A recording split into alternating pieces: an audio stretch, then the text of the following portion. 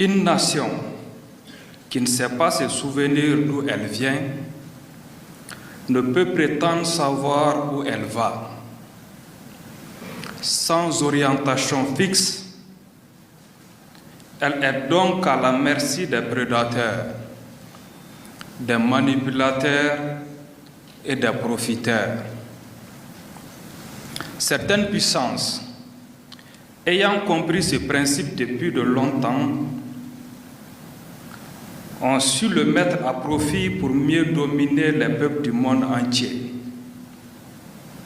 Elles ont eu le temps de l'appliquer en Afrique, en commençant pendant la période de l'esclavage, en le perfectionnant sous la colonisation et en l'exploitant pendant la période néocoloniale qui a suivi les indépendances. Elles ont méthodiquement détruit les systèmes de valeurs des pays conquis, remodelé leur système éducatif et réécrit leur histoire, favorisant ainsi une véritable aliénation culturelle et identitaire, dont les effets continueront de se faire sentir pendant des générations. Nous, en voyant encore l'effet aujourd'hui en Afrique, avec une jeunesse partiellement déracinée et des dirigeants si complexés qu'ils se donnent pour mission de défendre les intérêts du colon au détriment de leurs propres frères.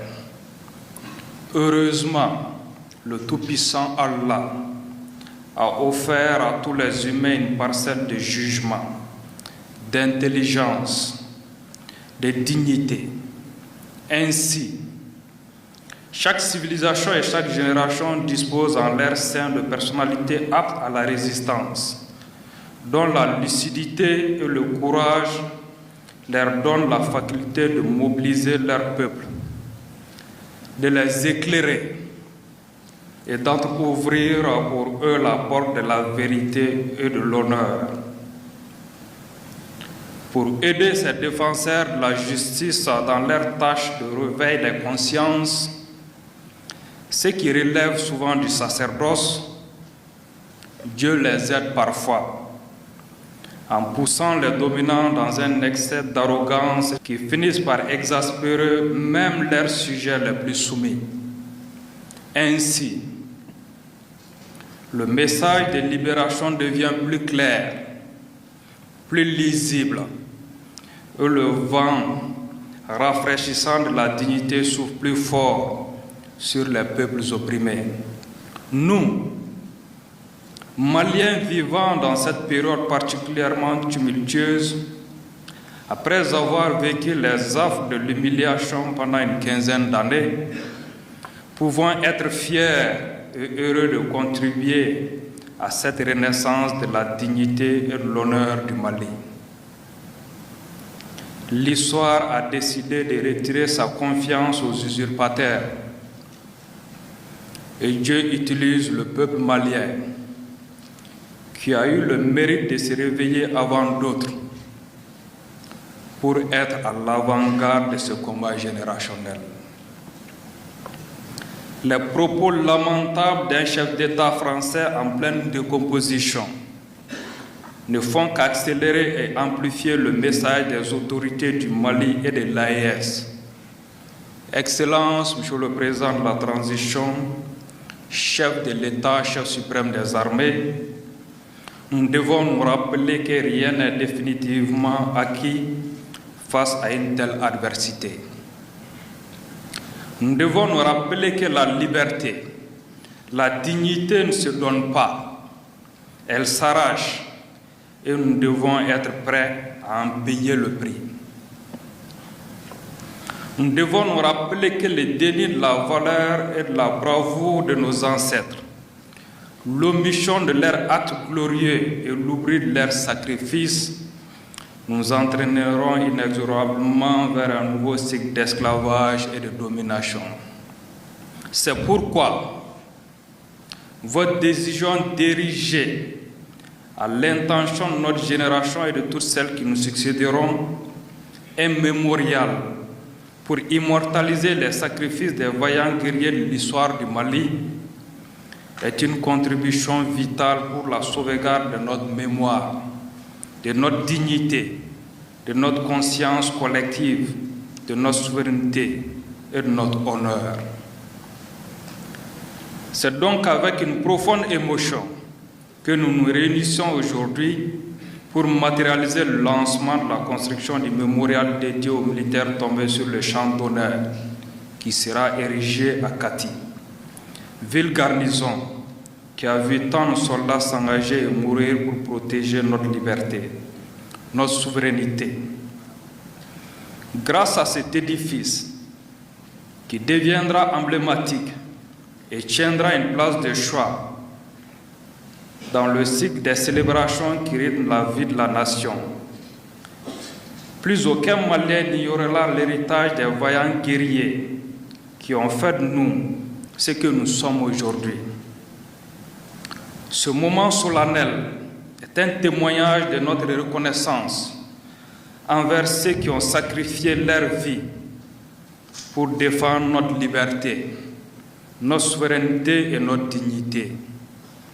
En leur honneur, je vous demande respectueusement de bien vouloir observer un moment de recueillement.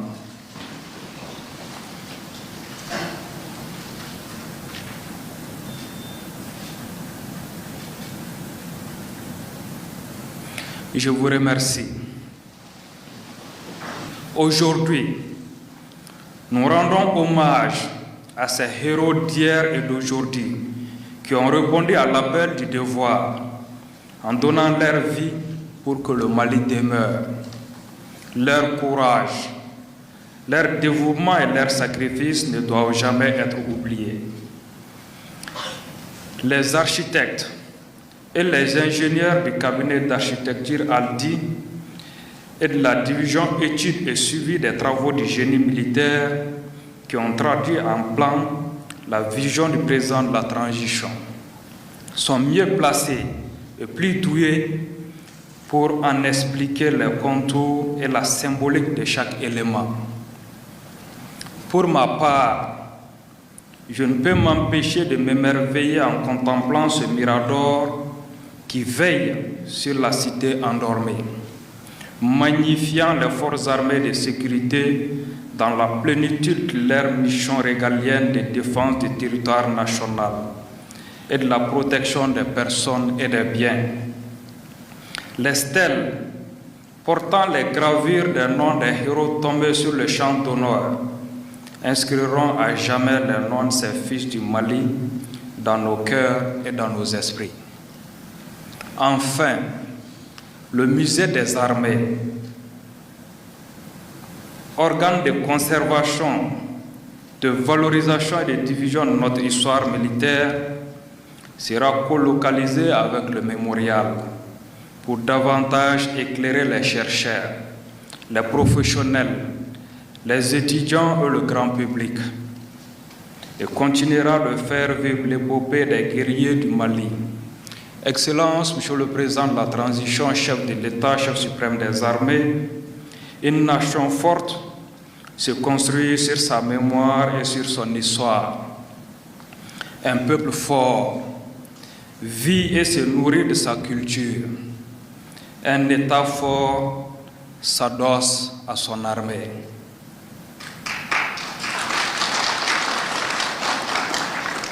L'histoire, la culture, l'armée. En lançant ce vaste sentier d'aujourd'hui, nous ne pouvions trouver plus beau symbole pour faire la synthèse de ces trois éléments et pour lancer en beauté cette année 2025 que vous avez voulu année de la culture. Les liens entre l'armée malienne et le peuple dont elle est issue n'ont jamais été aussi forts, aussi fraternels, aussi fusionnels que depuis le début de la transition. Ce mémorial sera bientôt reconnu comme un haut lieu du passage culturel et touristique au Mali. Excellence, Monsieur le Président de la Transition, chef de l'État, chef suprême des armées, sous votre leadership, grâce aux efforts de transformation et de modernisation des FAMA lancés depuis quelques années, le Mali dispose déjà de plusieurs dizaines de milliers de soldats professionnels et aguerris. Encore plus important, aujourd'hui, grâce à cette symbiose armée-nation que vous avez suscitée, le Mali est défendu par 22 millions de citoyens soldats, prêts à donner leur vie pour défendre leur honneur et leur dignité retrouvée. Tous n'auront pas leur nom dans ce mémorial, mais tous contribueront à construire la gloire et la grandeur du Mali. Permettez-moi de leur témoigner ici la reconnaissance de leur armée au nom des militaires en activité, des anciens combattants et bien sûr au nom de nos élites dévanciers qui ne sont plus parmi nous pour défendre leur héritage. Vive les forces armées de sécurité du Mali, vive le Mali uni, stable et prospère. Unis, nous vaincrons. Je vous remercie.